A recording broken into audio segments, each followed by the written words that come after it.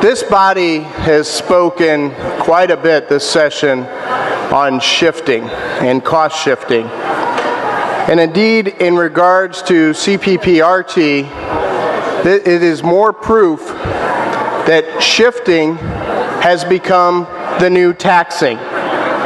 Shifting responsibility is not reform. Shifting responsibility is simply that, shifting responsibility. All we are doing here is robbing Peter to pay Paul. And I think it's very important for everyone in this body to recall how we got to this point in regards to CPPRT. I remember it well.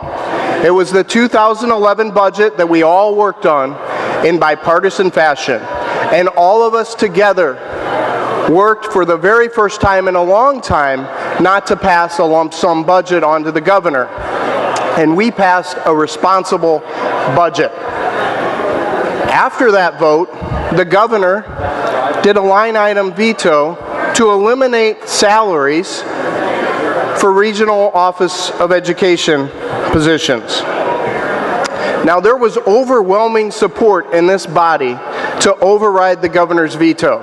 And the cleanest and easiest way to fix that, I believe it was somewhere between $13 or $14 million at the time, was simply to override his veto.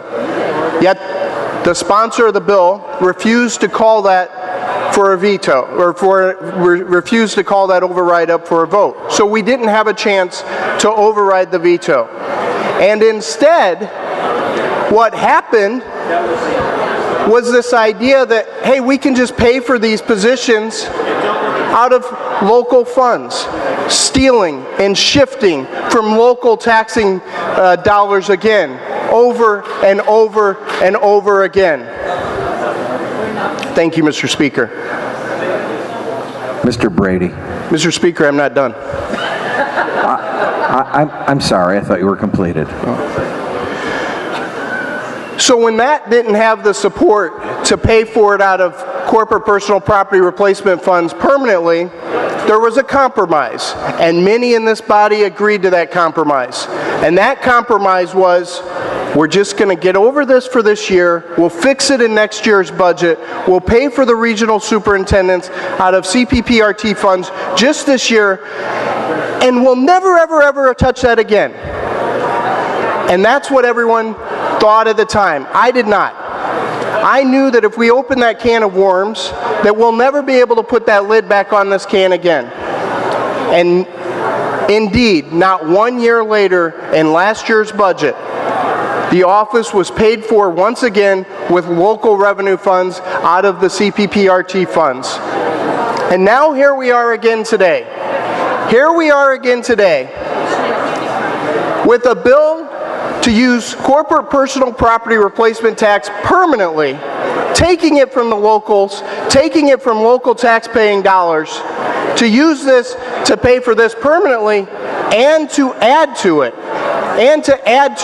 to use it to pay for an education fund, a labor education commission that has been in the news quite a bit in the last year. People often wonder, and amazingly still today, there are members of this body that are confused and wonder why this body isn't trusted here in Springfield. Well, this is one of many exhibits of why there is not trust in Springfield. This is bad for local taxing bodies. This is bad for our school districts at a time when we owe them millions and millions of dollars. And most importantly, this is bad for the taxpayer, because all that's going to happen from this is a backdoor tax increase. All this does is increase taxes. It is time that this body begins to tell the truth so that we can restore trust in Springfield. I urge a no vote.